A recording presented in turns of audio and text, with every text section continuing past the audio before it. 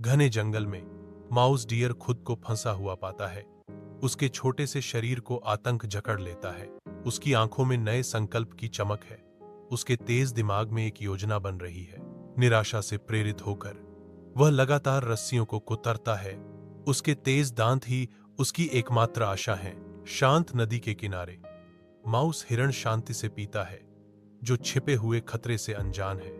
एक अचानक हिंसक उछाल शांति को भंग कर देता है, क्योंकि एक मगरमच्छ घातक इरादे से झपटता है।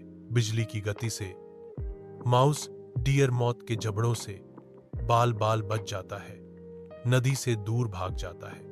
माउस डियर जंगल में वापस चला जाता है। धूप चंदवा से छनकर आती है। मुझे अपनी पकड़ और साहसिक पलायन के बारे में बताना होगा, माउस हिरण घोषणा करता है, जो जंगल का ध्यान आकर्षित करता है। पशु माउस हिरण की वापसी का जश्न मनाते हैं। उनकी जयकार जंगल में गूंजती है।